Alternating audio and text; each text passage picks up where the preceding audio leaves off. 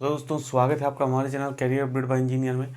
मैं हूं रंजन राज। और जैसा कि आपको पता है जो एनसीएल में टेक्नीशियन की वैकेंसी आई हुई फिटर के लिए, ठीक है, उसी के लिए आज हम लोग अपना आज से क्लास स्टार्ट करने जा रहे हैं। ठीक है, एग्ज़ाम डेट आपको मिल गई है, सिलेबस मिल गया है। अब बस आपको एक काम करना है, वो क्या है, आपकी तैयारी। ठीक है, तो एग्ज़ाम कब है? 27 दिसंबर को। सिलेबस आपको मिल गया। अब बहुत से जो छात्र होंगे गलती क्या करेंगे कि क्वेश्चन रट्टा मारने के चक्कर में पड़ जाएंगे। तो मैं आपसे कहता हूँ क्वेश्चन भी आप करिए, लेकिन कॉन्सेप्ट के साथ। तो देखिए यहाँ पे जो सिलेबस का थोड़ा सा मैं डिस्कशन कर लेता हूँ, जल्दी जल्दी बस पढ़ के बताऊँगा, ज़्यादा समय नहीं लूँगा। तो यहाँ पे 10 टॉपिक आपको दिए गए हैं। टोटल कितने टॉपिक दिए गए हैं? 10 टॉपिक। पहला टॉपिक है basic arithmetic calculation, algebraic, trigonometric and statics. ठीक है, तो यहाँ पे ये सभी जो चीज़ें आप पढ़ सकते हैं वो जो आपकी वर्कशॉप कैलकुलेशन वाली बुक है वहाँ से पढ़ सकते हैं। और दूसरा टॉपिक है basic knowledge of system of units and it's convergence. इसी तरह से करके टोटल 10 टॉपिक हैं, आपने सिलेबस देख ही लिया होगा। तो जो सबसे बड़ा सरदर्द है वो है 10 नंबर वाला टॉपिक। ठीक है, 10 नंबर पे आपका दिया हुआ है general information related to vehicle and internal combustion engine ETC. ठीक है, क्योंकि इसके बारे में आपने इससे पहले जो है कभी पढ़ा हुआ नहीं है। तो इसका एक सॉल्यूशन है, अभी एनसीएल में जो हेम ऑपरेटर की वैकेंसीज आई हुई थी उसके रिगार्डिंग वहाँ पे भी ये सिलेबस नया जोड़ा गया था। तो वहाँ पे मैंने टोटल जो है इसके 11 लेक्चर्स आपको पढ़ाए हुए हैं। यानी कि व्हीकल से रिलेटेड जो क्लच सिस्टम होता है, ब्रेकिंग सिस्टम होता है, इंटरनल कंबस्टन जो इंजन का पूरा सिस्टम होता है, 2 स्ट्रोक इंजन, 4 स्ट्रोक इंजन, तो उसको जाके जो एनसीएल हेम ऑपरेटर के लिए जो चीज़ें पढ़ाई गई हैं सेम कॉमन आपके सिलेबस में भी दिया हुआ है कि general information related to the vehicle and internal combustion engine. ठीक है, तो टोटल 11 लेक्चर है। 11 जो चैप्टर लेक्चर्स हैं उसको पढ़ाया गया है उसमें, elementary knowledge of petrol and diesel engine. तो वहाँ से जाके उसका लिंक मैं आपको डिस्क्रिप्शन बॉक्स में दे दूंगा। वहाँ से जाके आप उस लेक्चर्स को अगर वॉच कर लेते हैं तो आपका जो पूरा इंजन का जो पूरा कॉन्सेप्ट है वो क्या हो जाएगा, वो पूरा क्लियर हो जाएगा। ठीक है, और पहला चैप्टर आपको जो बेसिक अर्थमेटिकल कैलकुलेशन है, अलजेब्रिक, ट्रिग्नोमेट्रिक एंड स्टैटिक्स, ये आप कहाँ से पढ़ेंगे? ये आप पढ़ेंगे वर्कशॉप कैलकुलेशन वाली बुक से। ठीक है, अब बाकी जो बचे 8 चैप्टर, वही चैप्टर हमको क्या करने हैं? वही चैप्टर हम लोगों को यहाँ पे पढ़ने हैं। ठीक है, तो उसी के रिगार्डिंग आज हम लोग पहला चैप्टर जो शुरू करेंगे वो क्या शुरू करेंगे? वो हम लोग शुरू करेंगे knowledge of property of material. ठीक है, पहला चैप्टर जो आज हम लोग शुरू करने वाले हैं, knowledge of properties of materials. ठीक है, यानी कि पदार्थों के गुण। ठीक है, पदार्थों के गुण। ठीक है, इसके बारे में आज हम लोग डिस्कस करेंगे। और मैं आपको एक बात और बता दूं कि 10 दिसंबर तक, ठीक है, आपका एग्जाम कब है? 27 दिसंबर। आपका एग्जाम कब है? 27 दिसंबर तक। तो 10 दिसंबर तक आपका जो ये पूरा कोर्स है ये मैं ख़त्म कर दूंगा। चाहे 1 घंटे की लेक्चर हो, चाहे 2 घंटे की लेक्चर हो, चाहे एक दिन में 1 लेक्चर लेनी पड़े, चाहे एक दिन में 2 लेक्चर लेनी पड़े, लेकिन ये जो पूरा कोर्स है, यानी कि पहला चैप्टर मैंने आपको बता दिया कि जो वर्कशॉप कैलकुलेशन वाली बुक है उससे पढ़ेंगे। लास्ट वाला जो general information related to vehicle and internal combustion engine या इंजन से संबंधित जो जानकारी है वो आप कहाँ से पढ़ेंगे? जिसका लिंक मैं आपको डिस्क्रिप्शन बॉक्स में दे दूंगा। हेम ऑपरेटर के भी जो वैकेंसी आई हुई थी उसके लिए टोटल 11 लेक्चर मैंने इंजन के पढ़ाए हुए थे और व्हीकल्स रिलेटेड, तो आप जाके वहाँ से देख लेंगे। और बचे जो 8 चैप्टर है वो हम लोग क्या करेंगे, आज हमारा लगभग 24-25 नवंबर है, तो बचे हुए जो 8 चैप्टर हैं वो हम लोग क्या कर लेंगे, 10 दिसंबर तक कवर कर लेंगे। और इसके बाद आपको सभी क्वेश्चंस भी मिल जाएंगे, तो आपको परेशान होने की ज़रूरत नहीं है। ठीक है, तो आइए शुरू करते हैं अपना आज का लेक्चर। साथ ही साथ डिस्क्रिप्शन बॉक्स में आपको इंस्टाग्राम का लिंक मिल जाएगा। तो अगर आपको कोई पर्सनल मैसेज है एग्जाम से रिलेटेड तो आप मुझे इंस्टाग्राम पर मैसेज कर सकते हैं। साथ ही हमारा टेलीग्राम ग्रुप है फिटर टेक के नाम से, आपको टेलीग्राम ग्रुप का लिंक डिस्क्रिप्शन बॉक्स में मिल जाएगा। तो वहाँ पे हम लोग बहुत ही जल्दी क्विज शुरू करने वाले हैं इस टेक्नीशियन एग्जाम से रिलेटेड, तो आप जाके टेलीग्राम ग्रुप भी ज्वाइन कर सकते हैं। अब आइए अगर हम बात करें कि पदार्थों के गुण, तो देखिए पदार्थों के क्या होते हैं, बहुत ढेर सारे गुण होते हैं। ठीक है, ये 2-4 मिनट की बकवास करनी जरूरी थी, क्योंकि एक जो बेस है वो बनाना जरूरी रहता है कि हम लोग क्या कैसे करने वाले हैं। ठीक है, तो अब एक्चुअल लेक्चर शुरू होती है। तो पदार्थों के जो गुण हैं वो क्या होते हैं, कई तरह के होते हैं। जैसे अगर हम बात करें, पहला गुण क्या होता है, भौतिक गुण। ठीक है, भौतिक गुण। दूसरा क्या हो गया, रासायनिक गुण, ठीक है। तीसरा क्या हो गया, ध्यान से भी समझते जाइए, परेशान होने की जरूरत नहीं है, यांत्रिक गुण। चौथा क्या हो गया, प्रौद्योगिकी गुण, ठीक है। पांचवा क्या हो गया, विद्युतीय गुण यानी कि इलेक्ट्रिकल प्रॉपर्टीज। छठवां क्या हो गया, चुंबकीय गुण यानी कि मैग्नेटिक प्रॉपर्टीज। सातवां क्या हो गया, उष्मीय गुण यानी कि थर्मल प्रॉपर्टीज, यानी कि उष्मा का उसमें क्या जो है सिस्टम है, यानी कि उष्मीय गुण का मतलब क्या हो गया, थर्मल प्रॉपर्टीज, ठीक है। तो इसी तरीके से यही जो इतने हैं, यही इतने क्या होते हैं, महत्वपूर्ण जो है गुण होते हैं, ठीक है। अब क्या हमको ये सभी पढ़ने हैं, जी नहीं, ऐसा नहीं है। आपकी फिटर की दृष्टि से या मैकेनिकल की अगर एक दृष्टि से बात करें तो जो गुण सबसे ज़्यादा इंपॉर्टेंट होता है वही वही हम लोगों को पढ़ने हैं। तो सबसे पहला हम लोग को क्या पढ़ना है, सबसे पहला हम लोग को पढ़ना है यांत्रिक गुण। यांत्रिक गुण को इंग्लिश में क्या बोलते हैं, मैकेनिकल प्रॉपर्टीज, ठीक है, मैकेनिकल प्रॉपर्टीज।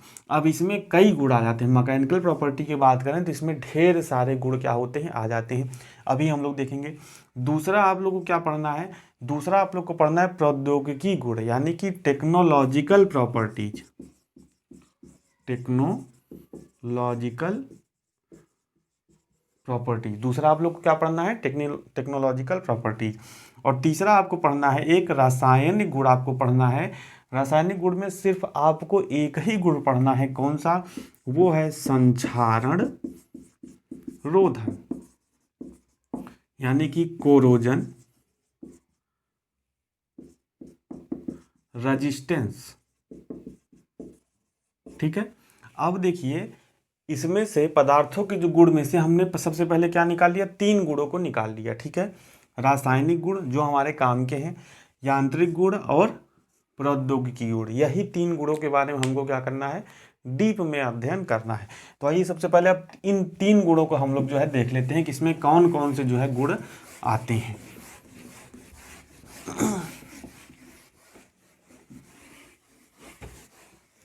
ठीक है, बाकी जो भौतिक गुण है, उष्मीय गुण है, उसकी हमको आवश्यकता नहीं है। फिटर की दृष्टि से देखें तो सिर्फ यही तीन गुण क्या होते हैं, महत्वपूर्ण होते हैं। तो देखिए पदार्थों के गुण को फिर हम लोग क्या करेंगे, तीन भागों में डिवाइड करेंगे। पहला क्या है, यांत्रिक गुण, इसकी इंग्लिश में पहले ही बता चुका हूँ, यांत्रिक गुण मतलब मैकेनिकल प्रॉपर्टीज। दूसरा क्या है, प्रौद्योगिकी गुण यानी कि इंग्लिश में टेक्नोलॉजिकल प्रॉपर्टीज। और तीसरा क्या है, रासायनिक गुण, रासायनिक गुण यानी कि केमिकल प्रॉपर्टीज। अब देखिए इसमें जो आती हैं यांत्रिक गुण पे फिर कई गुण आ जाते हैं। यांत्रिक गुण को अगर हम क्लासिफाई करते हैं तो उसमें फिर ढेर सारे गुण आ जाते हैं। तो पहला बात करें तो पहला क्या होता है, पहला होता है सामर्थ्य। ध्यान से समझते जाइए, सामर्थ्य को इंग्लिश में बोलते हैं स्ट्रेंथ, ठीक है। दूसरा आ जाता है लचीलापन, लचीलापन, इसको इंग्लिश में क्या बोलते हैं, इलास्टिसिटी, ठीक है। इसे एक नाम और इसका हिंदी में होता है प्रत्यास्थता, ठीक है। बात करें तीसरे गुण की तो तीसरा गुण क्या होता है, प्लास्टिकता, ठीक है, इंग्लिश में बोलते हैं प्लास्टिसिटी। ध्यान से देखते जाइए, ये सभी गुण क्या है, महत्वपूर्ण है, इससे प्रश्न भी बनते हैं। अभी मैं आपको लास्ट में प्रश्न भी कराऊंगा कैसे प्रश्न पूछे जाते हैं। चौथा जो गुण होता है वो क्या होता है, वो होता है नमनीयता। नमनीयता को इंग्लिश में क्या बोलते हैं, डक्टिलिटी। पांचवा गुण है आघात वर्धनीयता, आघात वर्धनीयता, इसको इंग्लिश में क्या बोलते हैं, माइलेबिलिटी, ठीक है। अगला जो गुण है छठवां वो क्या है, हार्डनेस, सॉरी पहले हम लोग क्या करते हैं, ब्रिटलनेस पढ़ लेते हैं। अगला जो गुण है वो क्या है, भंगुरता। हिंदी इंग्लिश दोनों समझते जाइए क्योंकि कभी कभी इंग्लिश में भी पूछ लेता है हिंदी में, यानी कि ब्रिटलनेस लिखा रहेगा और हिंदी में लिखा रहेगा, लेकिन ब्रिटलनेस क्या है, इंग्लिश नाम है। तो भंगुरता को इंग्लिश में क्या बोलते हैं, ब्रिटलनेस, ठीक है। अगला गुण देख लीजिए यहाँ पे, चलिए यहीं पे देख लेते हैं हम लोग। मंगुरता के बाद आती है कठोरता। कठोरता को इंग्लिश में क्या बोलते हैं? हार्डनेस। ठीक है, कौन सा गुण नंबर का गुण है? ये 7वें नंबर का गुण है। सभी जो गुण हैं इंपॉर्टेंट हैं, तो ध्यान से समझिएगा। 8वां क्या है? कड़ापन। कड़ापन का इंग्लिश में क्या बोलते हैं? टफनेस। अगले गुण की बात करें 9वां, तो इसको क्या बोलते हैं? श्रांत। श्रांत को इंग्लिश में बोलते हैं फैटीग। सभी से प्रश्न पूछे जाते हैं। ठीक है। 10वां जो गुण है वो क्या है? विसर्पण। विसर्पण को इंग्लिश में क्या बोलते हैं? क्रीप। तो जो मैकेनिकल प्रॉपर्टीज के अंतर्गत आपको पढ़ने हैं वो कितने गुण पढ़ने हैं? 10 गुणों के बारे में पढ़ना है डीपली में। और आज के लेक्चर में हम लोग चाहे जितनी लंबी लेक्चर हो जाए, ये सभी गुणों को क्या करेंगे? पढ़ेंगे। ठीक है। तो पहला गुण है सामर्थ्य, दूसरा गुण है इलास्टिसिटी यानी कि प्रत्यास्थता, तीसरा है प्लास्टिकता, चौथा है डक्टिलिटी, पांचवा है मैलिबिलिटी, छठवां है ब्रिटलनेस, सातवां है हार्डनेस, आठवां है टफनेस, 9वां है फैटिग और 10वां है क्रीप। एक गुण अभी और बचता है जिसको हम लोग बोलते हैं स्टिफनेस, हिंदी में बोलते हैं दुर्नम्यता। ठीक है, उसको भी हम लोग लास्ट में देख लेंगे, इतना इंपॉर्टेंट नहीं है। तो यांत्रिक गुणों के अंतर्गत हमको जो किसी भी पदार्थ के इतने गुणों के बारे में पढ़ना है। अब अगला जो प्रॉपर्टी आ जाता है ये क्या है? प्रौद्योगिकी गुण यानी कि टेक्नोलॉजिकल प्रॉपर्टीज। इसको भी क्या किया गया है? कई पार्ट में डिवाइड किया गया है। तो आइए देखते हैं। इसमें जो सबसे पहला गुण आ जाता है वो क्या आ जाता है? वो आ जाता है मशीनन योग्यता। मशीनन योग्यता यानी कि मशीनेबिलिटी। अब मशीनेबिलिटी भैया फिटर हैं, कभी लेथ का उपयोग करेंगे तो सबसे पहले हमको क्या पता होनी चाहिए? उस जिस पदार्थ की मशीनिंग करने जा रहे हैं उसकी मशीनेबिलिटी पता होनी चाहिए। पता नहीं ऐसा पदार्थ है जिस पे हम लेथ पे काम कर सकते हैं कि नहीं, या तो इतना हार्ड है हम उसकी टर्निंग कर ही नहीं सकते हैं। ठीक है, तो ये गुण हमें पता होना चाहिए। दूसरा गुण क्या है इसमें? दूसरा गुण है निर्माण योग्यता। निर्माण योग्यता यानी कि फॉर्मेबिलिटी। ठीक है। तीसरे गुण की बात करें तो तीसरा गुण है हमारा ढलाई योग्यता। ढलाई योग्यता। ठीक है। Castability. सभी चीज़ों का नोट्स बनाते जाइएगा आप जरूर, क्योंकि एग्जाम के लास्ट में आपका नोट से ही काम देता है। आप मेरा 2 घंटे का वीडियो नहीं देखेंगे तो इस वीडियो को मज़े में मत देखिएगा। जो भी बाकायदा चीज़ें पढ़ रहे हैं उसका एक प्रॉपर नोट्स बनाइएगा, क्योंकि अगर 2 दिन का समय आपका एग्जाम में बचा हुआ है तो क्या आप मेरा जितना पूरा लेक्चर है 10-20 घंटे का उसका वीडियो देखेंगे, या फिर आपने जो नोट्स बनाया है उसी से आप रिविजन करेंगे? तो नोट जरूर बनाइएगा। चौथा है वेल्डन योग्यता। वेल्डन योग्यता यानी कि वेल्ड एबिलिटी। ठीक है। चौथा क्या है? वेल्डन योग्यता यानी कि वेल्डेबिलिटी। तो यांत्रिक गुण में इतने पढ़ने हैं। ठीक है, थोड़ा सा मैं इसको अलग कर देता हूँ। यांत्रिक गुण में ये इतना पढ़ना है। मशीनन योग्यता में ये चारों प्रौद्योगिकी गुण में ये पढ़ना है। मशीनन योग्यता, निर्माण योग्यता, ढलाई योग्यता और वेल्डन योग्यता। इसमें बहुत ज़्यादा नहीं है, परेशान की जरूरत नहीं कितना डीप में पढ़ना है। मेन आपको यही है, इसमें थोड़ा सा आप देख लेंगे जो प्रश्न पूछे जाते हैं। और फिर लास्ट में आता है आपका रासायनिक गुण।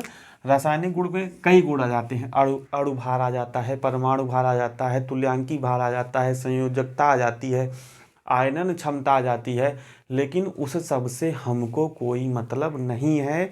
जो फिटर की दृष्टि से इम्पोर्टेंट है वो एक ही गुण है। वो क्या है? वो है संक्षारण रोधन। ठीक है, यानी कि हम क्या उपाय करें या जंग कैसे लगता है, क्यों लगता है, उससे कैसे बच सकते हैं। ठीक है, तो थोड़ा सा उसके बारे में हम लोग देखेंगे। संक्षारण रोधन को इंग्लिश में बोलते हैं कोरोजन रेजिस्टेंस। ठीक है, कोरोजन रेजिस्टेंस। ठीक है, तो उम्मीद करता हूँ कि आपका ये जो कॉन्सेप्ट है पदार्थ के गुण वाला ये क्लियर हो गया होगा। ठीक है, कोई प्रॉपर्टी हमको नहीं पढ़नी है, हमको बस एक ही प्रॉपर्टी पढ़नी है। वो क्या है?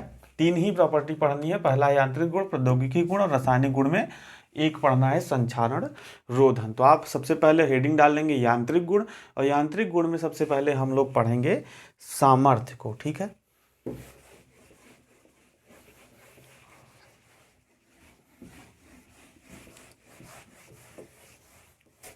और साथ ही साथ आप टेलीग्राम ग्रुप ज़रूर ज्वाइन कर लीजिए, क्योंकि वहाँ पे बहुत ही जल्द, तुरंत तो नहीं लेकिन हमारी ये 2 4 6 क्लास हो जाएगी तो उसके बाद हम लोग क्विज भी स्टार्ट कर देंगे। क्विज एक तरह का टेस्ट ही टाइप का है जिसमें आप पार्टिसिपेट कर सकते हैं।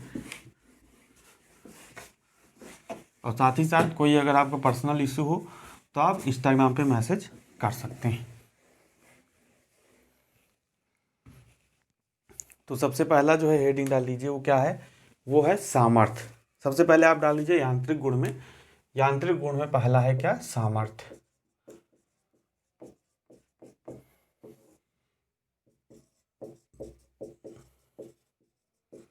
देखिए आपको थोड़ा धीरे लग रहा होगा लेकिन मेरा यही पढ़ाने का तरीका ही है। थोड़ा पहली चीज़ ये है कि मैं डीप में पढ़ाता हूँ, यानी कि जो आपका लेवल है उससे थोड़ा सा हाई लेवल का मैं पढ़ाता हूँ हमेशा से। आप पिछली क्लासेस भी देखेंगे तो वहाँ पे भी आपको लगेगा कि बहुत ही हाई लेवल का पढ़ा रहे हैं। ऐसा इसलिए क्योंकि हाई लेवल का पढ़ाने से जो इजी लेवल वाला है वो अपने आप तैयार हो जाता है, चीज़ें आपको आसान लगने लगती हैं। ठीक है, तो इसीलिए मैं अपना लेवल जो है थोड़ा सा हाई रखता हूँ। स्ट्रेंथ, ठीक है। तो अब आइए समझते हैं स्ट्रेंथ हमारा है क्या।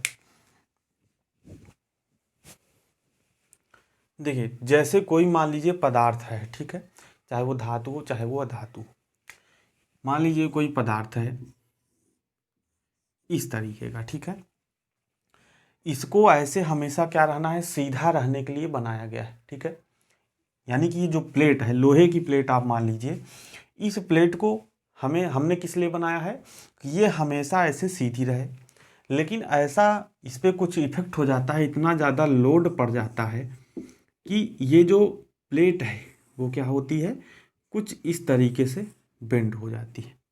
यानी जिस पर्पज के लिए हमने इसको बनाया था ये उस पर्पज को वहन करने में समर्थ नहीं हो पाती है। ठीक है, यानी कि जिस पर्पज के लिए हमने इसको बनाया था उस पर्पज को वहन करने के लिए समर्थ नहीं है, ये क्या हो जा रही है, ये बेंड हो जा रही है। तो यही, यानी कि देखिए अगर डिफिनीशन के तौर पे देखें तो क्या बोल सकते हैं, किसी पदार्थ पर बाह्य बल लगाने पर, ठीक है, किसी पदार्थ पर बाह्य बल लगाने पर वह असफल हुए बिना, ठीक है, असफल, ठीक है, ये क्या हुआ, ये असफल हो गया। ठीक है, यदि किसी पदार्थ पर बाह्य बल लगाए जाएं तो वह असफल हुए बिना जितना भार वहन कर सकता है वही उसकी क्या कहलाती है, वही उसकी सामर्थ्य कहलाती है।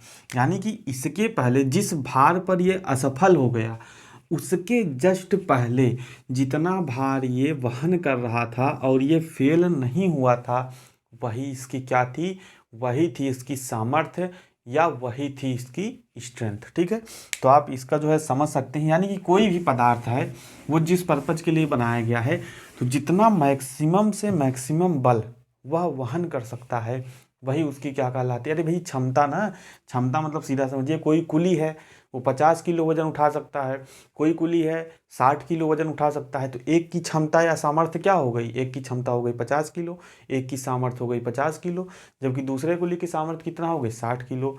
ठीक यही क्या है, ठीक यही पदार्थ के साथ है।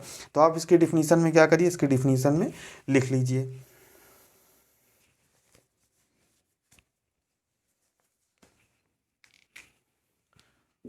किसी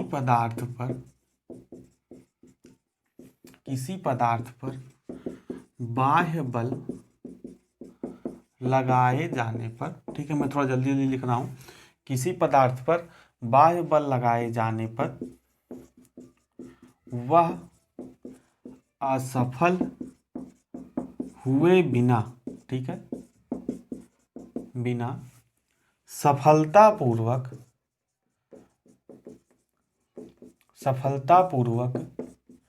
जितना भार वहन कर सकता है वही उसकी क्या कहलाती है, वही उसकी सामर्थ्य कहलाती है। सामर्थ्य या इसे एक और नाम से जानते हैं मजबूती, या इंग्लिश में क्या बोलते हैं, स्ट्रेंथ। ठीक है, अगर राइटिंग में समझ में आ रही तो मैं बोल रहा हूँ, आप उससे डिफिनीशन लिख सकते हैं। किसी पदार्थ पर बाह्य बल लगाए जाने पर वह असफल हुए बिना सफलतापूर्वक जितना भार वहन कर सकता है वही उसकी क्या कहलाती है, वही उसकी सामर्थ्य या स्ट्रेंथ कहलाती है। ठीक है, अब आप यहाँ पे लिख सकते हैं स्ट्रेंथ इक्वल टू लिख सकते हैं फोर्स अपॉन एरिया। ठीक है, एक्चुअली ये स्ट्रेस होता है लेकिन मैं आपको स्ट्रेंथ यहाँ पे लिखवा दे रहा हूँ। ठीक है, अब देखिए स्ट्रेस यानी कि प्रतिबल, प्रतिबल क्या होता है ध्यान से समझिएगा। जब आप किसी पदार्थ पर, समझ लीजिए ज़्यादा आपको इसमें स्ट्रेस समझना नहीं है, प्रतिबल समझना नहीं है, आप लोगों ने इंटर वगैरह में पढ़ा होगा। तो यहाँ पे देखिए जब हम लोग फोर्स लगाते हैं तो इस फोर्स के अपोजिट यानी कि इस बल के अपोजिट भी एक बल काम करता है, तभी तो ये पदार्थ भैया स्टेबल रहता है। अगर हम लोग क्या करें, इस पर 1 किलो रख दें तुरंत ही झुक जाए तो क्या मतलब है, लेकिन इसके अपोजिट डायरेक्शन में एक बल काम कर रहा है जो इसको मुड़ने से क्या कर रहा है, जो इसको मुड़ने से रोक रहा है। तो यही बल क्या कहलाता है, यही बल कहलाता है प्रतिबल। ठीक है, तो स्ट्रेंथ उम्मीद करता हूँ आपको समझ में आ गया होगा। अब आइए देखते हैं जो अगला गुण है वो है प्रत्यास्थता। ठीक है, प्रश्न भी कैसे बनेगा अभी मैं आपको बताऊंगा, तो घबराने की जरूरत नहीं है। प्रत्यास्थता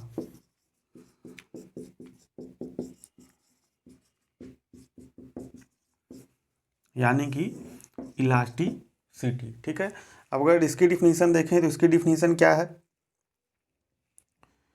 यह पदार्थ का वह गुण है, प्रत्यास्थता क्या है, प्रत्यास्थता पदार्थ का वह गुण है जिसके कारण पदार्थ पर यदि कोई बाह्य बल लगाए जाएं तो उसके आकार या आकृति में अस्थाई परिवर्तन नहीं हो पाता, यानी कि परमानेंटली डिफॉर्मेशन नहीं हो पाता है। ध्यान से समझिएगा कि जैसे मान लीजिए एग्जाम्पल के रूप में मैं आपको समझाता हूँ। मेरे पास क्या है, मेरे पास एक ये स्टील रूल है, सभी आप लोग इससे परिचित होंगे। स्टील रूल है, ठीक है, इसका कभी कभी अल्पतमांक भी आपसे पूछ लेता है। तो इसका जो अल्पतमांक होता है यानी कि लीस्ट काउंट होता है वो कितना होता है 0.5 mm। ठीक है, इंजीनियरिंग इसके लिए होती है। ठीक है, 150 mm में और 300 mm की लंबाई में ये पाई जाती है, तो ये भी आप ध्यान रखिएगा। अब प्रत्यास्थता यानी कि इलास्टिसिटी की मैंने डिफिनीशन क्या बताई कि पदार्थ का वह गुण जिसके कारण उसमें बाह्य बल लगाए जाने पर उसके आकार या आकृति में अस्थाई परिवर्तन नहीं हो पाता है, यही गुण कहलाता है प्रत्यास्थता। अब हमारे पास मान लीजिए ये स्केल है, ठीक है, इंजीनियरिंग स्केल है। अब मैं इसके ऊपर क्या कर रहा हूँ, बाह्य बल लगा रहा हूँ। ठीक है, देखिए बाह्य बल मैंने यहाँ पे लगाया हुआ है। ठीक है, तो ये क्या हो गई, बेंड हो गई। ठीक है, ये मुड़ गई ना, यानी कि देखिए मुड़ गई, पहले क्या थी, सीधी थी, लेकिन मैंने इससे बल लगाया तो क्या हो गई, मुड़ गई। लेकिन जैसे ही मैंने यहाँ पे फोर्स हटाया ये क्या हो गई, ये फिर से सीधी हो गई। यानी कि जिस आकृति में ये थी पहले, ठीक है, उसी आकृति में क्या हो गई, वापस लौट गई। तो पदार्थ का जो यही गुण होता है यही क्या कहलाता है, यही गुण कहलाता है प्रत्यास्थता। फिर से एक बार देखिए, ये स्केल है, ये स्केल है, इसको मैंने क्या कर दिया, मोड़ दिया इस तरीके से। ठीक है, मोड़ दिया, लेकिन जब जैसे ही मैंने बल हटाया ये क्या हुई, देखिए ये फिर से सीधी हो गई। तो ये पदार्थ का यही गुण है कि बाह्य बल लगाने पर उसकी आकृति में अस्थाई परिवर्तन ना हो। अस्थाई मतलब यानी कि देखिए टेम्परेरी परिवर्तन हुआ, मतलब थोड़ा सा मुड़ी, लेकिन जब मैंने छोड़ दिया तो क्या हो गया, फिर अपना जो आकार है, आकृति है, वो ग्रहण कर लिया। तो पदार्थ का जो यही गुण है यही गुण क्या कहलाता है, यही गुण कहलाता है प्रत्यास्थता यानी कि इलास्टिसिटी। तो आप इसका डिफिनीशन जो है लिख लीजिएगा।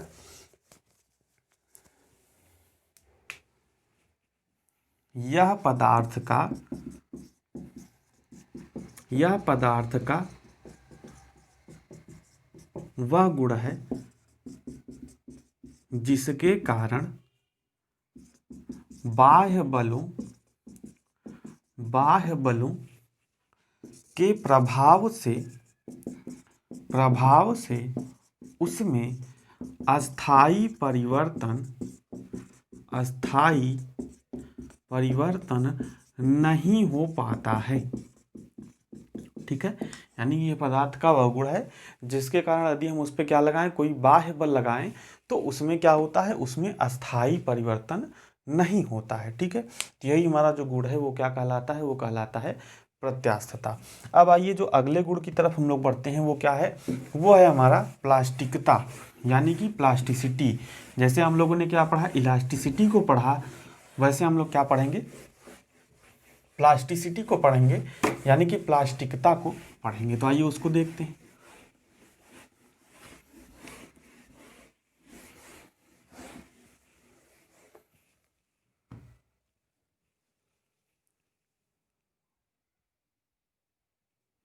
देखिए, तो प्रत्यास्थता हम लोगों ने पढ़ा अभी, ठीक है, दूसरा गुण है। तो इस डायग्राम में देखिए, ठीक है, इस स्केल को ही देखिए, यानी कि इस पे हम बल तो लगा रहे हैं लेकिन ये अपने शेप को क्या कर ले रहा है, फिर से वापस प्राप्त कर ले रहा है, ठीक है। लेकिन इसकी भी क्या है, एक सीमा है, यानी कि प्रत्यास्थता की सीमा से बाहर अगर हम बल लगाएंगे तो उसका जो आकृति या आकार में क्या हो जाएगा, अस्थाई परिवर्तन हो जाएगा, ठीक है। तो इसी गुण को क्या कहते हैं, प्लास्टिकता कहते हैं, ठीक है। यहाँ से देखिए जो ए से बी तक जो आपको दिख रहा है, यानी कि बिंदु ए से बिंदु बी तक, इधर प्रतिबल है, इधर विकृति है, ठीक है। तो ए से जो बी तक क्या है, ए से बी तक की बात करें तो यही क्या है, हमारी प्रत्यास्थता की सीमा है, ठीक है। प्रत्यास्थता की सीमा यानी कि प्रत्यास्थता की सीमा वह बल है, जितना बल अगर हम लगाएंगे उस बल के अंदर अगर हमने बल लगाया हुआ है तो ये पदार्थ क्या है, अपनी आकृति को पुनः क्या कर लेगा, रीगेन कर लेगा, ठीक है। अब दूसरा एग्जांपल देखिए, ये मेरे पास क्या है, एक वायर है, ठीक है, आपको वायर दिख रहा होगा, ये देखिए इस तरीके से वायर है। प्लास्टिकता समझने के लिए आप इस वायर का जो है सहारा लेंगे, ठीक है। देखिए इसमें क्या है, पहले डिफिनीशन देख लीजिए।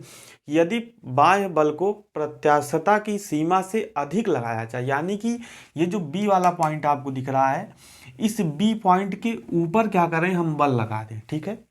तो क्या होगा, बल के हटाने पर पदार्थ में क्या हो जाएगा, अस्थाई यानी कि परमानेंटली क्या हो जाएगा, डिफॉर्मेशन हो जाएगा, अस्थाई परिवर्तन हो जाता है और पदार्थ अपनी प्रारंभिक स्थिति को पुनः प्राप्त नहीं कर सकता है। तो पदार्थ का यही गुण क्या कहलाता है, पदार्थ का यही गुण प्लास्टिकता या प्लास्टिसिटी कहलाता है, ठीक है। अब इस वायर के रूप में समझिए, अभी दीपावली थी तो आप लोग समझ गए होंगे कि किस चीज़ का ये वायर है, ठीक है। देखिए अब यहाँ पे इसके एग्जाम्पल समझिए, यहाँ पे देखिए इसमें तार को क्या कर रहा हूँ, बेंड कर रहा हूँ, हल्का सा, देखिए हल्का सा बहुत बेंड हो रहा है, हल्का सा बेंड हो रहा है। उसके बाद जब मैं इस वायर को छोड़ दे रहा हूँ तो ये अपनी स्थिति को पुनः प्राप्त कर ले रहा है, तो इसमें प्रत्यास्थता का गुण है। लेकिन देखिए जब मैं एक लिमिट से ऊपर क्या करूँगा, बल को लगाऊंगा, ठीक है। अब देखिए मैं ये जो बी वाली लिमिट है, ठीक है, ये जो प्रत्यास्थता की सीमा है, इसके ऊपर क्या करने जा रहा हूँ, इस पर जो फोर्स है वो अप्लाई करने जा रहा हूँ, ठीक है। तो मैंने फोर्स अप्लाई कर दिया प्रत्यास्थता की सीमा से ऊपर, ठीक है। अब देखिए, अब क्या ये फिर से वायर जो है सीधा हो पा रहा है, नहीं, क्योंकि मैंने इस पर जो बल लगाया वो प्रत्यास्थता की सीमा के ऊपर लगा दिया। ठीक यही काम अगर मैं इस स्केल के साथ करूं, अगर इसमें भी मैं प्रत्यास्थता की सीमा के ऊपर बल लगा दूं तो या तो स्केल टूट जाएगी या तो बेंड हो जाएगी। तो मैं ऐसा काम नहीं करूंगा क्योंकि मेरे पास एक ही स्केल है, ठीक है, इंजीनियरिंग स्केल है। तो इसीलिए मैंने इस वायर का सहारा लिया। तो मैंने क्या किया, जब इस पे प्रत्यास्थता की सीमा के ऊपर बल लगाया, देखिए वायर अभी तक सीधा था लेकिन अब कैसे हो गया, अब आप देख सकते हैं ये क्या हो गया, परमानेंटली डिफॉर्म हो गया, यानी कि इसकी जो आकृति में क्या हो गया, अस्थाई रूप से परिवर्तन हो गया। अब ये पुनः अपने से सीधा नहीं हो सकता है। और अभी तक क्या था, जब हम प्रत्यास्थता की सीमा के अंदर बल लगा रहे थे तो जब इसको बेंड करके छोड़ रहे तो फिर सीधा हो जा रहा था, लेकिन जब हमने अपनी लिमिट पार कर दी तो ये बेचारा क्या हो गया, ये टेढ़ा हो गया। तो यही जो गुण है, यही गुण कहलाता है प्लास्टिसिटी यानी कि प्लास्टिकता। और जो इंजीनियरिंग के काम होते हैं उसमें इसी गुण का सबसे ज़्यादा उपयोग होता है। किसी भी चीज़ को शेप देना है, किसी चीज़ को मोड़ना है, कोई बॉडी बनानी है किसी व्हीकल की, किसी कार की, किसी बस की, किसी ट्रक की, तो सब में किस गुण का उपयोग होता है, सब में इसी प्लास्टिकता का गुण का जो है उपयोग होता है। तो उम्मीद करता हूँ कि तीसरा वाला जो प्रॉपर्टी है आपको समझ में आ गया होगा। आइए हम लोग आगे बढ़ते हैं अपनी चौथी प्रॉपर्टी की तरफ, जो कि क्या है, जो कि है नमनीयता या तन्यता, जिसे इंग्लिश में बोलते हैं डक्टिलिटी। देखिए जो धातु का चौथा गुण है वो क्या है, तन्यता। जैसा कि मैंने पहले ही बताया था, तन्यता माने डक्टिलिटी, डक्टिलिटी, ठीक है। तो देखिए पदार्थ या धातु, ठीक है, धातु ही को नॉर्मली हम लोग तार के रूप में खींचते हैं। तो पदार्थ या धातु के इस गुण के कारण उसे पतले तारों में खींचा जा सकता है। किसी पदार्थ की डक्टिलिटी टूटने से पूर्व प्रतिशत लंबाई में वृद्धि द्वारा प्रकट की जाती है, ठीक है। यानी कि जो बिजली के तार बनते हैं लंबे लंबे, तो ये हर मटेरियल के नहीं बनाए जा सकते हैं। ये भी क्या होता है, हर पदार्थ का या हर धातु का एक गुण होता है जिसके कारण क्या होता है, उसे लंबे तारों के रूप में खींचा जा सकता है। तो प्रश्न भी पूछा जाता है, पदार्थ का वह गुण जिसके कारण उसे तारों के रूप में खींचा जा सकता है वह क्या कहलाता है, तो वह कहलाता है डक्टिलिटी, या हिंदी में बोलते हैं तन्यता, ठीक है। ये आपको गुण समझ में आ गया। अब देखिए इसी से रिलेटेड जो है पांचवा गुण है, ठीक है, पांचवी प्रॉपर्टी है, वो क्या है, आघात वर्धनीयता यानी कि मैलेबिलिटी, ठीक है। अब देखिए इसमें क्या है, इस गुण के कारण पदार्थ को बिना टूटे हथौड़े की चोट या हथौड़े की चोट या रोलिंग द्वारा यानी कि रोलर की सहायता से पतली सीटों के रूप में परिवर्तित किया जाता है, ठीक है। अब देखिए जो पतली पतली चद्दरें होती हैं जिसके संदूक बक्से वगैरह बनते हैं, ठीक है, तो उसमें क्या होता है, रोलर के द्वारा यानी कि वही हमारी मोटी सीट रहती है, उसको रोलर के द्वारा चपटा करके क्या कर दिया जाता है, बहुत ही लंबी लंबी पतली सीटें बना दी जाती हैं। उसके बाद उसका हम जो भी रूप में चाहें मोड़ के, किस प्रॉपर्टी का उपयोग करके, प्लास्टिसिटी का उपयोग करके, प्लास्टिसिटी वाली प्रॉपर्टी का उपयोग करके किसी भी रूप में मोड़ के कोई भी शेप देकर किसी भी चीज़ की बॉडी वगैरह बना सकते हैं। अब आपके मन में डाउट आएगा कि भैया दोनों एक ही तो है लगभग, एक में क्या कर रहे हैं, तार के रूप में खींच रहे हैं, एक में क्या कर रहे हैं, एक में रोलर के द्वारा जो है पतली सीट बना रहे हैं, तो दोनों लगभग एक ही है। नहीं भैया, देखिए दोनों अलग अलग चीज़ें हैं। सबसे पहले मान लीजिए कोई हमारी छोटी सी रॉड है, ठीक है, या कोई छोटा सा बेलन है जिसको खींच करके हमको क्या करना है, तार के रूप में बनाना है। तो अगर देखिए इसको हमको खींचना है तो हमको इस पे कौन सा बल लगाना पड़ेगा, हमको इस पे तनन बल लगाना पड़ेगा, यानी कि टेंसाइल फोर्स लगाना पड़ेगा इस तरीके से, ठीक है। यानी कि जो बल की दिशा रहेगी वो किधर की रहेगी, बाहर की तरफ रहेगी डक्टिलिटी में, क्योंकि हमको उसको क्या करना है, तार के रूप में खींचना है। तो उसमें हम लोग किस बल का उपयोग करेंगे, ये भी प्रश्न पूछा जा सकता है। डक्टिलिटी में हम लोग किस बल का उपयोग करते हैं, तो तनन बल का उपयोग करते हैं, यानी कि टेंसाइल फोर्स का, खींचने वाले फोर्स का उपयोग करते हैं। लेकिन यहाँ पे देखिए क्या है, पदार्थ को बिना टूटे हथौड़े की चोट द्वारा या रोलिंग द्वारा, मान लीजिए कोई मोटी जो है सीट है, ठीक है, और हम इसको क्या कर रहे हैं, रोलर द्वारा जो दबा के क्या कर रहे हैं, पतला कर रहे हैं इस तरीके से, ठीक है। तो इसमें देखिए, इसमें हम लोग क्या कर रहे थे, टेंसाइल फोर्स यानी कि तनन बल लगा रहे थे, लेकिन इसमें क्या कर रहे हैं, इसमें संपीड़न बल लगा रहे हैं, कंप्रेसिव फोर्स लगा रहे हैं। देखिए अंदर की तरफ लगा रहे हैं, यानी कि इसमें ये वाला रोलर ऊपर की तरफ दबाएगा, ये वाला रोलर नीचे की तरफ दबाएगा, तभी तो भैया हमारी सीट पतली होगी। यानी कि इसमें जो बल की दिशा रहेगी वो अपोजिट डायरेक्शन में रहेगी, ठीक है। यानी कि बल क्या होंगे, एक दूसरे की तरफ आएंगे, ठीक है। संपीड़न बल इसमें लगेगा आघात वर्धनीयता में, और इसमें क्या होगा, बल जो है एक दूसरे से दूर भागेंगे, यानी कि कौन सा फोर्स लगेगा, टेंसाइल फोर्स लगेगा। तो दोनों को एक ही मत समझिएगा, दोनों क्या है, अलग अलग चीजें हैं।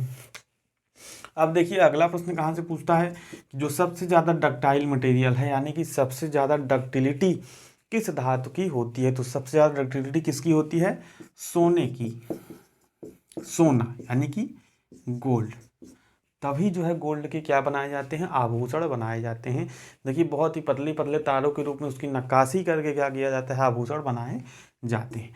अगर आप बात करें सबसे ज़्यादा आघात वर्धनीयता किसकी होती है, यानी कि मैलेबिलिटी किसकी होती है, तो ये भी होती है सोने की, यानी कि गोल्ड की, ठीक है। तो अब आप टेबल के माध्यम से देखेंगे, एक टेबल बनाएंगे हम लोग जहाँ एक तरफ डक्टिलिटी और एक तरफ मैलेबिलिटी, वहाँ पर हम लोग घटते क्रम में देखेंगे कि किसकी डक्टिलिटी सबसे ज़्यादा है और किसकी डक्टिलिटी सबसे कम है। तो आइए टेबल बनाते हैं हम लोग। देखिए ये जो टेबल है, यानी कि एक तरफ क्या है, तन्यता यानी कि डक्टिलिटी है, और दूसरी तरफ क्या है, आघातवर्धनीयता यानी कि मैलेबिलिटी है। अब यहाँ पे देखिए जो धातुओं का क्रम है ये घटते क्रम में रखा गया है, ठीक है। यहाँ से आपसे प्रश्न बनता है कि सबसे ज़्यादा डक्टाइल कौन है, सबसे ज़्यादा आघातवर्धनीय कौन है यानी कि मैलेबल कौन है, यहाँ से ऐसे प्रश्न पूछ लिया जाता है। देखिए सबसे ज़्यादा जो डक्टाइल मटेरियल होता है, तन्य धातु होता है, वो क्या होता है, सोना। फिर आता है चांदी का नंबर, फिर आता है platinum, iron, nickel, copper, aluminium, zinc, tin और सीसा। यानी कि सबसे ज़्यादा डक्टाइल सोना और सबसे कम सीसा, ठीक है। इसी तरह देखिए मैलेबल में सोना चांदी के बाद कापर आ गया, जबकि यहाँ पे देखिए कापर था 6वें नंबर पर, लेकिन यहाँ पे क्या आ गया, तीसरे नंबर पर। क्यों? क्योंकि मैंने अभी आपको बताया कि दोनों जो प्रॉपर्टी हैं वो अलग अलग हैं, आप दोनों को एक में मत समझिएगा। नॉर्मल गलती यही करते हैं हम लोग कि दोनों को डक्टाइल मैलेबल समझ लेते हैं एक ही, कि जो ज़्यादा डक्टाइल होगा वो ज़्यादा मैलेबल भी होगा, या जो ज़्यादा मैलेबल होगा वो ज़्यादा डक्टाइल भी होगा, तो ऐसा नहीं होता है।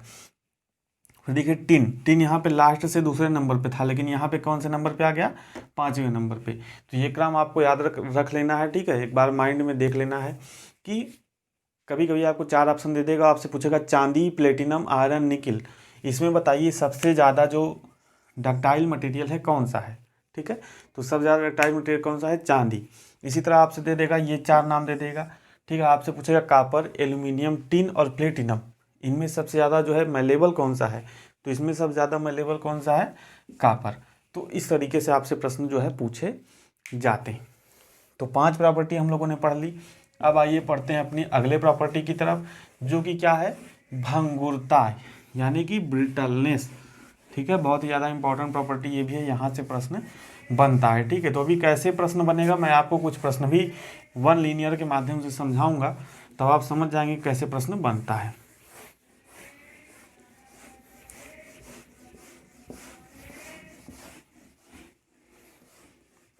तो 6वां आप हेडिंग डाल लीजिए, भंगुरता यानी कि ब्रिटलनेस।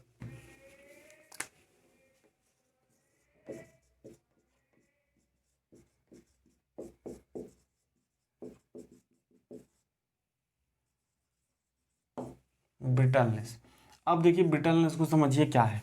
अभी तक आप जितना आप लोगों ने पढ़ा, आप प्रत्यास्थता की सीमा तो समझ ही गए होंगे, ठीक है।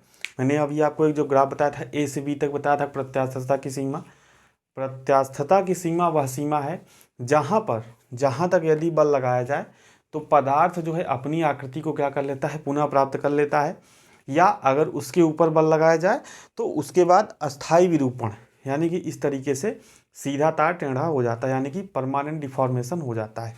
लेकिन कुछ पदार्थ ऐसे होते हैं जिनमें डिफॉर्मेशन होता नहीं, यानी कि कैसे होते हैं, अकड़ू टाइप के लोग होते हैं, जैसे कुछ घमंडी लोग होते हैं, टूट जाएंगे लेकिन क्या होंगे, झुकेंगे नहीं। तो ठीक उसी तरह से क्या होते हैं, भंगुर पदार्थ होते हैं, ब्रिटल पदार्थ होते हैं। यानी कि अगर आप प्रत्यास्थता की सीमा के ऊपर उसमें बल लगाएंगे तो क्या होगा, वो पदार्थ जो है मुड़ते नहीं हैं या कोई आकृति ग्रहण नहीं करते हैं, वो क्या होते हैं, वो टूट जाते हैं। तो ऐसे ही पदार्थों को क्या कहते हैं, ऐसे ही पदार्थों को भंगुर पदार्थ या ब्रिटल मटेरियल कहते हैं। तो आइए सबसे पहले इसकी डिफिनीशन लिखते हैं, उसके बाद मैं आपको एग्जाम्पल के रूप में समझाता हूँ।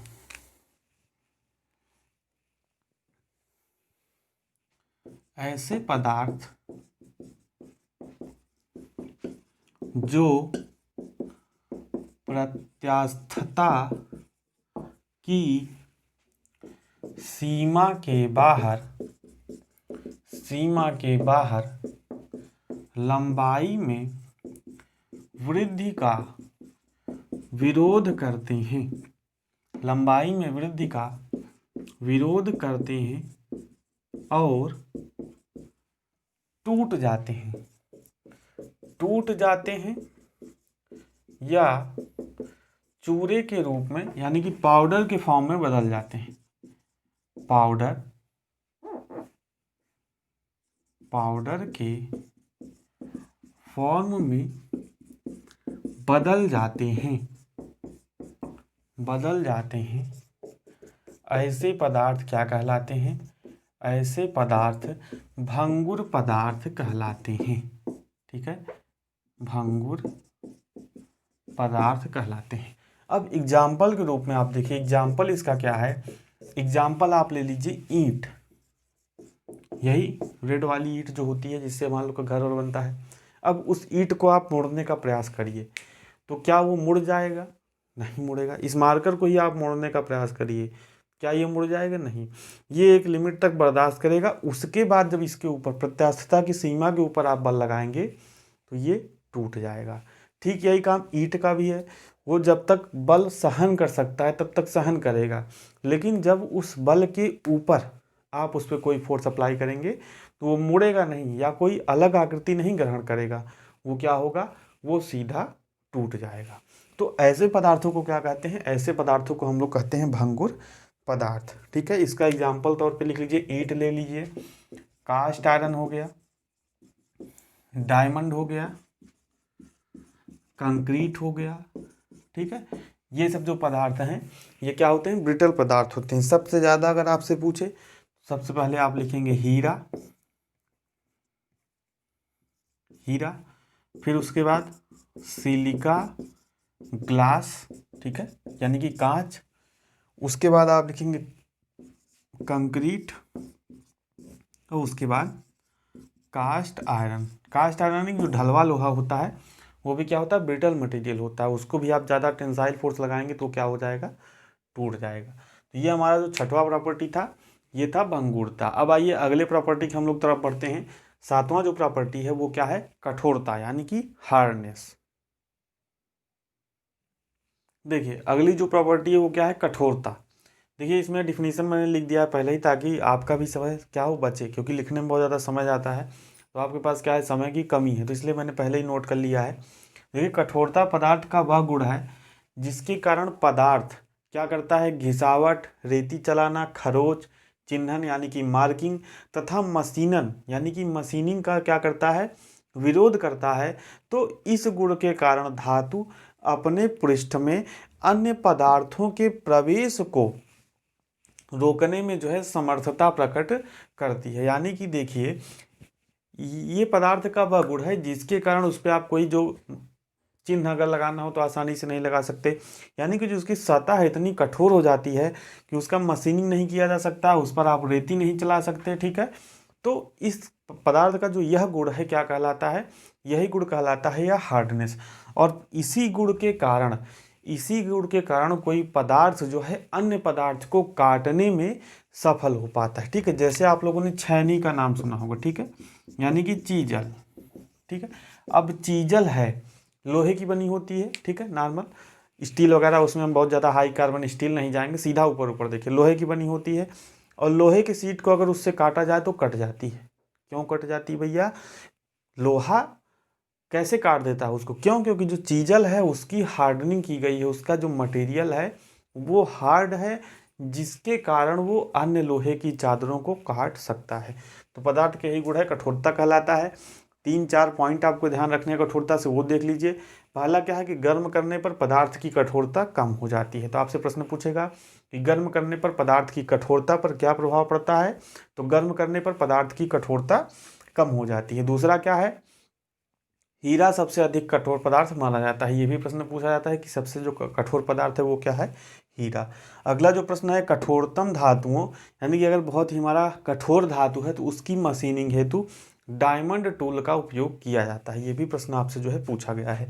चौथा है कठोरता मापने के लिए विभिन्न प्रकार के टेस्ट किए जाते हैं। ठीक है, जैसे BHN test, Rockwell test, VPN test, यानी कि Brinell hardness number, Rockwell hardness number और विकर्स हार्डनेस नंबर। ठीक है, इस तरीके से जो टेस्ट किए जाते हैं ये भी आपको याद रखना है। कठोरता को, किसी पदार्थ को कठोरता को हम कैसे मापते हैं? तो विभिन्न टेस्टों द्वारा, जिसमें से Brinell hardness test, Rockwell test और विकर हार्डनेस टेस्ट यानी कि VPN जो टेस्ट हैं वो क्या है? महत्वपूर्ण है। ये था हमारा 7वां गुण कठोरता। अब आइए हम लोग बढ़ते हैं अगले गुण की तरफ, जो कि हमारा क्या है? कड़ापन, जिसे इंग्लिश में बोलते हैं टफनेस। देखिए 8वें नंबर का जो प्रॉपर्टी है कड़ापन यानी कि टफनेस, इसमें क्या होता है? यह पदार्थ की सामर्थ्यता का वह गुण है जिसके कारण पदार्थ टूटने का विरोध करता है। इस गुण के कारण पदार्थ को बिना विभंजन यानी कि बिना टूटे, विभंजन मतलब टूटे बिना विभंजन किए मरोड़ा या मोड़ा जा सकता है। तो यही गुण क्या कहलाता है? यही गुण कहलाता है कड़ापन। अब देखिए इतना तो नॉर्मली आपको याद रखिए चाहे ना रखिए, लेकिन ये वाला जो पॉइंट है ये आपको याद रखना है इसमें कि इस गुण के कारण पदार्थ में झटके सहन करने की सामर्थ्य जो है उत्पन्न हो जाती है। यानी कि कोई प्लेट है, ठीक है, इस तरीके से आप इस पर झटका खूब तेजी से देंगे तो क्या होगा, ये थोड़ा दबेगा, ठीक है, फिर उसके बाद अपनी शेप में आ जाएगा, ठीक है। इलास्टिसिटी से डिफरेंट है, ठीक है, यानी कि जो शॉक जो एब्जॉर्व करने की, यानी कि झटके जो सहन करने की क्षमता है वो उत्पन्न हो जाती है पदार्थ में, ठीक है। अब देखिए इस गुण का उपयोग कहाँ पे होता है, तो इस गुण का उपयोग स्प्रिंग मटेरियल में जरूरी होता है। यानी कि जिस मटेरियल की स्प्रिंग बनाई जा रही है उस मटेरियल में ये गुण होना जरूरी है, यानी कि टफनेस का गुण होना जरूरी है, ठीक है। अब आइए नवा प्रॉपर्टी जल्दी से देख लेते हैं। आपके लिए इतना महत्वपूर्ण नहीं है, बस इसको समझ लीजिए और इतना याद रखिएगा कि ये एक मैकेनिकल प्रॉपर्टी है, ठीक है, क्योंकि नॉर्मली सब लोगों ने डक्टिलिटी, मैलेबिलिटी, ठीक है, और जो तरह तरह की स्ट्रेंथ, हार्डनेस, ये सभी प्रॉपर्टी तो याद होती है भैया मैकेनिकल प्रॉपर्टी है। लेकिन ये जो श्रांत या थकान या इंग्लिश में इसे बोलते हैं फैटीग, ठीक है, ये प्रॉपर्टी आपको याद नहीं होती, इसको आप उस तरीके से नहीं पढ़े होते, ठीक है। तो कभी कभी आपसे पूछेगा कि निम्न में से कौन ये जो है मैकेनिकल प्रॉपर्टी नहीं है, ठीक है, तो एक कोई अलग ऑप्शन दे देगा और उसी में एक नाम ये भी दे देगा, तो आपको लगेगा यार मैकेनिकल प्रॉपर्टी में ये तो पढ़ा ही नहीं है, यही होगा, यही प्रॉपर्टी नहीं होगा। लेकिन ये क्या होती है, सबसे पहला बात ये है कि आपको याद रखना है ये क्या है, श्रांत या थकान या फैटिक जो है कि एक मैकेनिकल प्रॉपर्टी। अब देखिए ये प्रॉपर्टी होता क्या है, मान लीजिए कोई शाफ्ट है, शाफ्ट आप लोगों ने देखी होगी, जिसकी सहायता से हम लोग क्या करते हैं, पावर का ट्रांसमिशन करते हैं। अब जब ये शाफ्ट घूमती है, शाफ्ट के ऊपर देखिए क्या लगी रहती है, पुली वगैरह लगी रहती है, तो पूरा जो लोड रहता है पुली वगैरह का या गियर का, वो सब किस पे रहता है, सब शाफ्ट पे रहता है। और शाफ्ट क्या होती रहती है, घूमती रहती है किसी भी डायरेक्शन में आप मान लीजिए घूम रही है। 4 भागों में मैं इसको डिवाइड कर देता हूँ, ठीक है। मान लीजिए ये पॉइंट है ए, ठीक है, किसी शाफ्ट पर हमने कोई बिंदु लिया ए, ठीक है। अब देखिए जब ये बिंदु ए यहाँ पर है, ठीक है, बिंदु जब ए यहाँ पर है तो इस पर कौन सा बल लग रहा है, संपीड़न बल लग रहा है ना। यानी भैया जब नीचे की तरफ है, यानी कि जब ये बिंदु नॉर्मली देखिए यहाँ पर है, शाफ्ट जब घूम रही है, ये बिंदु यहाँ पर पहुँचा तो इस पे क्या होगा, संपीड़न प्रतिबल लगेगा, ठीक है, संपीड़न बल लगेगा। क्यों, क्योंकि जो पुली वगैरह का सब लोड है वो क्या है, इधर की तरफ है, नीचे की तरफ है, ग्रेविटी के कारण। अब फिर क्या हुई, अब हमारी शाफ्ट घूम गई, शाफ्ट घूम गई तो ये वाला जो ए वाला बिंदु है वो भी क्या हो गया, घूम कर यहाँ पर पहुँच गया। तो जो संपीड़न बल है वो कम हो गया ना पहले से, ठीक है। यानी कि अब जो इस पे बल लगेगा वो किधर की तरफ लगेगा, बाहर की तरफ लगेगा, ठीक है, क्योंकि शाफ्ट घूम रही है तो पहले यहाँ पे संपीड़न बल था, अब यहाँ पे टेंसाइल बल हो गया। इसी तरीके से यहाँ गई तो ये संपीड़न बल और कम हो गया और टेंसाइल बल क्या हो गया, और ज़्यादा हो गया। ठीक यहाँ पर यही पोजीशन इस तरीके से हुई, यानी कि जो इसमें बल हो रहे हैं लगातार परिवर्तित हो रहे हैं। यानी कि जो प्रतिबल बोल सकते हैं, बल बोल सकते हैं, आप कुछ भी बोल सकते हैं, लोड बोल सकते हैं, भार बोल सकते हैं, वो क्या हो रहे हैं, हर बिंदु पर शाफ्ट के घूमने के कारण क्या होते हैं, लगातार जो है बदलते रहते हैं। और इसके कारण यानी कि जो हमारे घूमने वाले पार्ट होते हैं किसी भी मशीन के, उनमें क्या हो जाती है, उनमें थकान उत्पन्न हो जाती है। यानी कि जैसे अभी आप लगातार चलते रहें, ठीक है, तो आप क्या होते हैं, थक जाते हैं, ठीक है, और आपको एक रेस्ट करने की ज़रूरत होती है। फिर भी रेस्ट करने के बाद भी फिर आप चलेंगे, फिर रेस्ट करेंगे, फिर आप चलेंगे, फिर रेस्ट करेंगे, लेकिन एक ऐसा लिमिट आएगा कि जहाँ पर आपकी क्षमता पूरी तरीके से ख़त्म हो जाएगी। तो यही जो गुण है, यानी कि जब धातु लगातार जो घूमने वाले पार्ट रहते हैं वो जब बहुत ज़्यादा दिनों तक कार्य करते रहते हैं तो क्या होती है, उनमें थकान उत्पन्न हो जाती है, जिस गुण को हम लोग क्या कहते हैं, फैटिक, ठीक है। अब देखिए जो फैटिक टेस्ट किया जाता है किसी भी, और इसके कारण होता क्या है, यानी कि जब बल लगातार बदलते रहते हैं तो इसके कारण जो धातु की सामर्थ्य है वो कम हो जाती है, ठीक है। अब भैया आप कहेंगे कि क्या मतलब है, क्या इसको पढ़ने का मतलब है, तो देखिए जब भी किसी मशीन दिया जाता है, यानी कि ऐसी मशीन जिसमें कोई शाफ्ट लगी है या कोई घूमने वाला पार्ट लगा हुआ है, नॉर्मली हम लोग शाफ्ट ही लेते हैं, तो वहाँ पे उसकी लाइफ लिखी होती है, ठीक है। ध्यान से आप देखेंगे जब कभी इंडस्ट्री वगैरह में जाएंगे तो उसकी लाइफ लिखी रहेगी, जैसे 7000 घंटे, 7000 घंटे घूमने के बाद ये जो शाफ्ट है ये कभी भी फेल हो सकता है, क्योंकि इसमें जो है फैटिग यानी कि थकान हो गई है, इसकी स्ट्रेंथ कम हो गई है। तो ये इंस्ट्रक्शन लिखा रहता है कि 7000 घंटे चलाने के बाद आप क्या करें, इस शाफ्ट को बदल दें, क्योंकि अगर घूमता हुआ पार्ट कभी भी अलग से टूट जाएगा तो क्या हो सकती है, दुर्घटना हो सकती है। और ये कैसे निकाला जाता है भैया कि 7000 घंटे चलने के बाद ये शाफ्ट टूट जाएगी, तो इसके लिए फैटिग टेस्ट किया जाता है। ठीक है, इसके लिए क्या किया जाता है, फैटिग टेस्ट। ठीक है, तो यही गुण क्या कहलाता है, फैटिग कहलाता है या थकान कहलाता है। ठीक है, अब आइए हम लोग अपने 10वें गुण की तरफ बढ़ते हैं। ठीक है, 10वां जो गुण है वो है हमारा क्रीप। ठीक है, तो हेडिंग डाल लीजिए क्रीप, इसे हिंदी में बोलते हैं विसर्पण।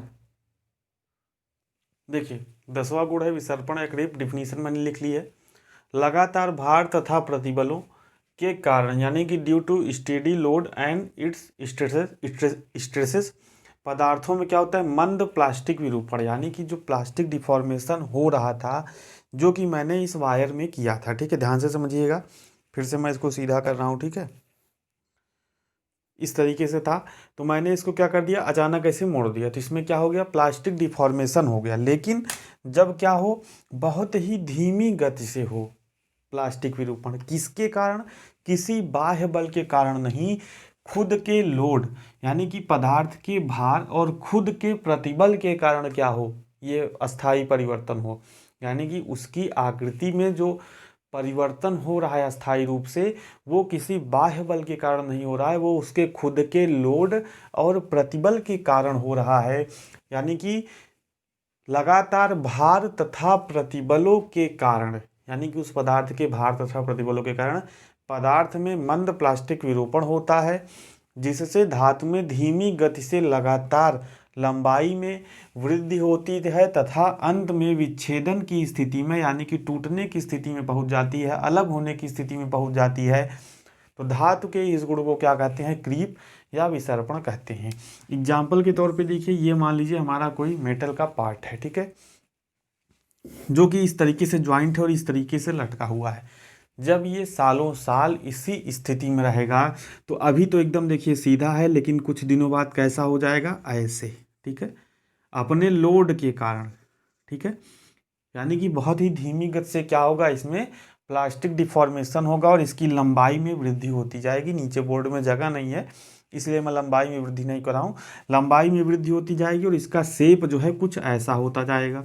फिर वो 1-2 साल ऐसे पड़ा रहेगा तो फिर कैसे होगा, कुछ ऐसे हो जाएगा। ठीक है, इस तरीके से लंबाई में वृद्धि होती रहेगी और अंत में ये क्या पहुंच जाएगा, विच्छेदन की स्थिति में पहुंच जाएगा। आप लोगों ने देखा भी होगा बहुत दिन से जो सामान ऐसे रखे रहते हैं। ठीक है, अंत में क्या होगा, विच्छेदन की स्थिति में यानी कि अलग होने की स्थिति में पहुंच जाएगा।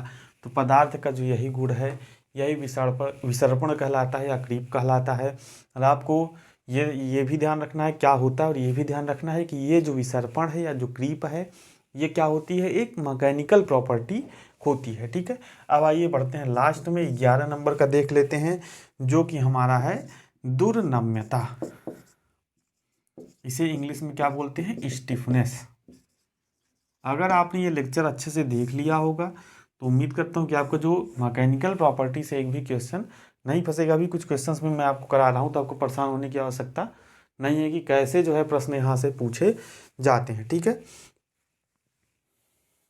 तो यहाँ पे इसकी डिफिनीशन लिख लीजिए, किसी पदार्थ में प्रत्यास्थता की सीमा के अंदर बल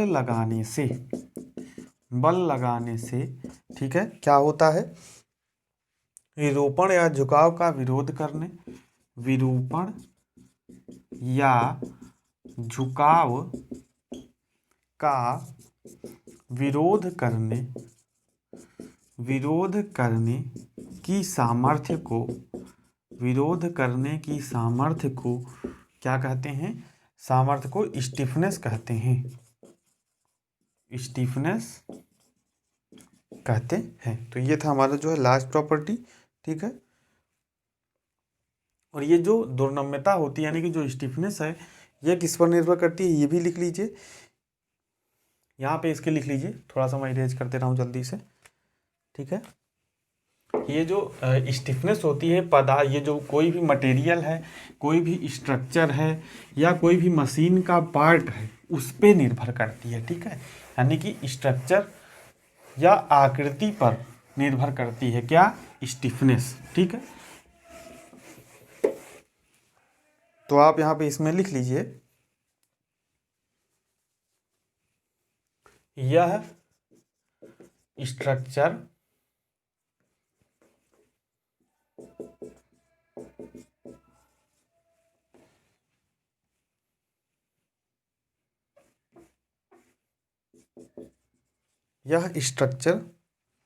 की आकृति यहाँ पे स्टार लगा के लिख लीजिएगा, या मशीन पार्ट्स की आकृति पर निर्भर करती है, ठीक है। यानी कि जो स्ट्रक्चर है, जो भी मशीन के जिस आकृति उसकी क्या है, उस पर हमारी क्या निर्भर करेगी, स्टिफनेस निर्भर करेगी, ठीक है। तो इसी के साथ जो हमारा ये मैकेनिकल प्रॉपर्टी का टॉपिक है, टोटल 11 प्रॉपर्टी के बारे में हम लोगों ने पढ़ा, ये टॉपिक खत्म होता है। अब आइए कुछ प्रश्नों को हम लोग देखते हैं कि प्रश्न किस तरह के पूछते हैं, ठीक है। मैं वन लीनियर के माध्यम से आपको जल्दी जल्दी पढ़ के बता रहा हूँ, बाकी प्रश्न आप किसी बुक से करिएगा, ठीक है। और बहुत ही जल्द हम लोग प्रैक्टिस सेट भी लाने वाले हैं इसका NCL के लिए, तो अभी आप इंतजार करिए, उस पर काम चल रहा है, बहुत ही जल्द आपको अवेलेबल करा दिया जाएगा। अब देखिए, वह विशेषता जिससे एक पदार्थ दूसरे पदार्थ को काट सकता है, उस गुण को क्या कहते हैं। तो मैंने अभी आपको कठोरता में बताया कि कठोरता के कारण ही एक पदार्थ दूसरे पदार्थ को काट सकता है, वही गुण हमारा क्या कहलाता है, कठोरता।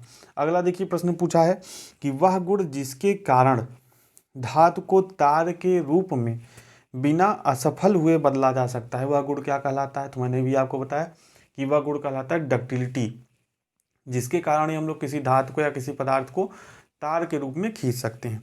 अगला देखिए, प्रश्न पूछा है धातु को पत्थर यानी कि सीट के रूप में बदलने का गुण क्या कहलाता है। तो धातु को पत्थर या सीट में बदलने का गुण क्या कहलाता है, मैलेबिलिटी यानी कि आघात वर्धनीयता। अगला प्रश्न पूछा है पदार्थ का कड़ापन, ठीक है, कड़ापन यानी कि टफनेस, ये भी मैंने अभी आपको बताया।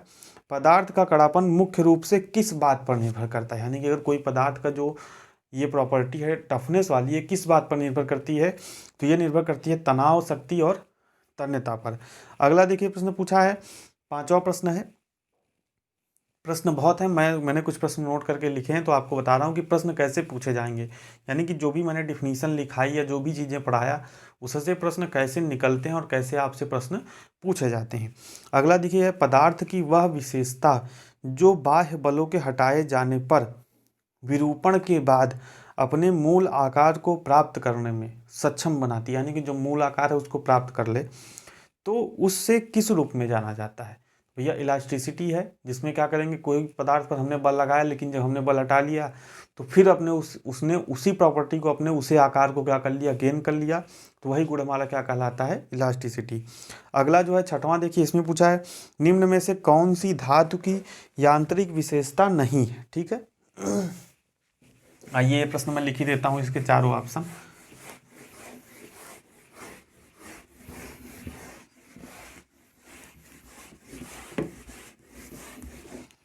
इसमें आपसे पूछा है कौन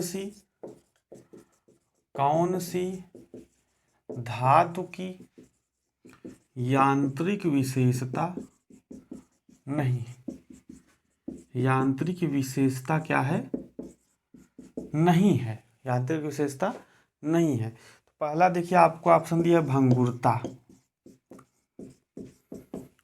दूसरा ऑप्शन दिया है आपको प्लास्टिकता, तीसरा ऑप्शन आपको दिया है स्ट्रेंथ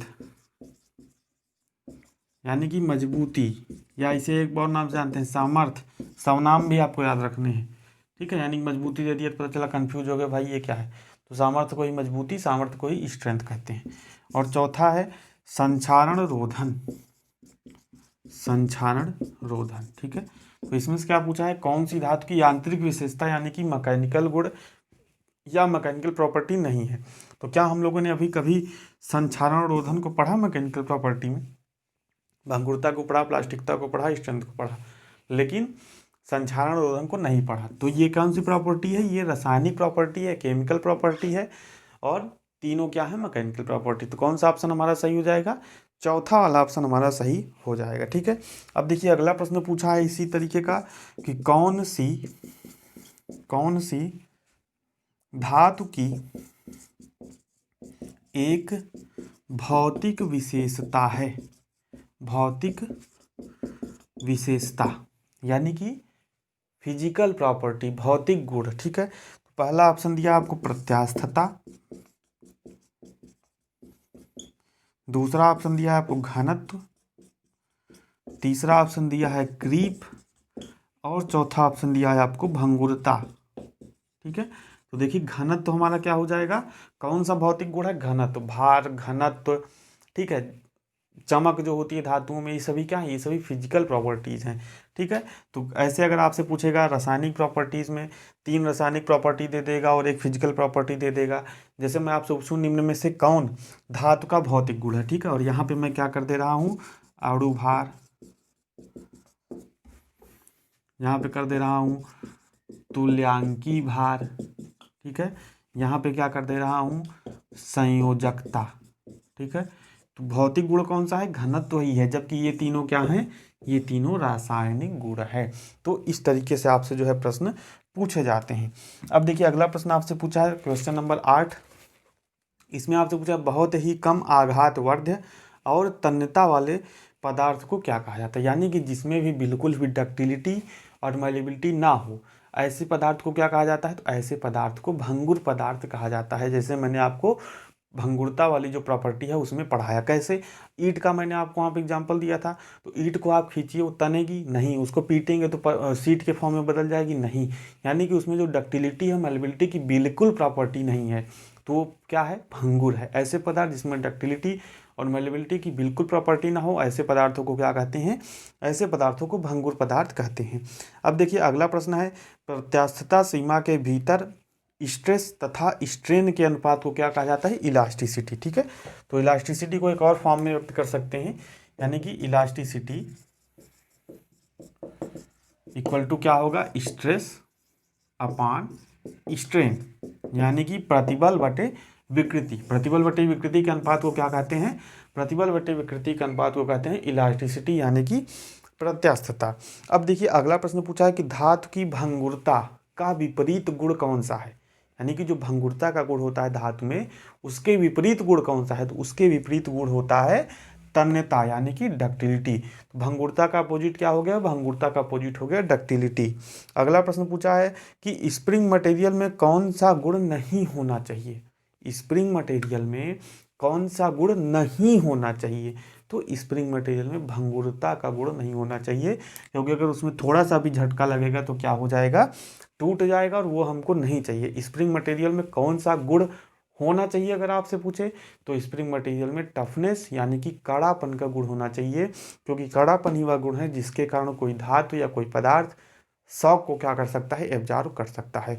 और अगर आपसे पूछे स्प्रिंग मटेरियल में कौन सा गुण नहीं होना चाहिए, तो वो नहीं होना चाहिए भंगुरता यानी कि ब्रिटलनेस। ठीक है, तो उम्मीद करता हूँ कि जो आज का लेक्चर है ये आपको समझ में आ गया होगा। पूरी कोशिश की अच्छे से समझाने की कम समय में।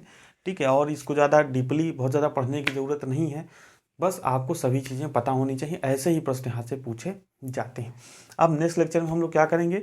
जो हमारा प्रौद्योगिकी गुण है यानी कि टेक्नोलॉजिकल प्रॉपर्टीज़ हैं, उसी के अंतर्गत वेल्डन योग्यता, मशीनन योग्यता, ढलाई योग्यता, इन सभी गुणों को बहुत ज़्यादा डीपली नहीं देखेंगे, थोड़ा सा देखेंगे।